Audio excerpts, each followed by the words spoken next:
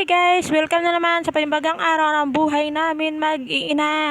Pala guys, bumili nga pala kami ng aming tripod dahil gagamitin namin sa aming pagbablog. Bablog lang guys, kahit na hindi pa gaano marunong guys, nagpa-practice naman po kami guys. Yung bata na ere, mas excited pa sa akin.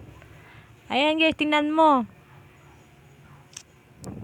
Pinubuting-ting na niyang tripod na yan, baka may masira pa niya eh. Yan binabawalan ko sa sabi ko dahan-dahan naman yan kasi baka mamaya masira, wala na kaming pambili.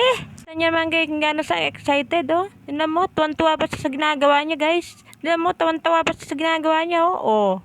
Kita mo, iniikot-ikot pa niya pataas. Guys, tignan mo, tuwan-tuwa pa siya. Nakita mo na meron pa siyang kasamang remote guys. Tignan mo guys, Bluetooth po yan guys oh. Pag nagbablog ka guys, di mo na kailangan lumapit pa. Pipindutin mo na lang. Yung kanyang cellphone, susubukan niya guys. Kala mo naman yung cellphone niya ay napakaganda.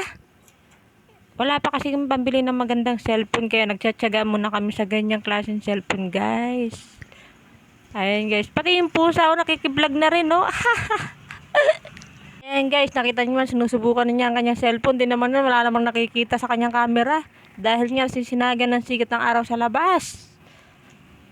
Alam mo guys, so, pinipindot-pindot na niya. Tingnan mo, tinitesting na. Wala naman, hindi naman sa nakikita sa camera guys. So, tingnan mo. Oh, tingnan mo. Tingnan mo na, tingnan mo namang ginagawa niya. Wala mo nakikita oh.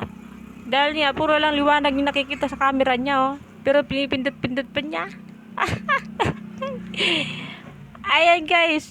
Ayan, tuwa na sa ginagawa niya oh. Oh, bye-bye.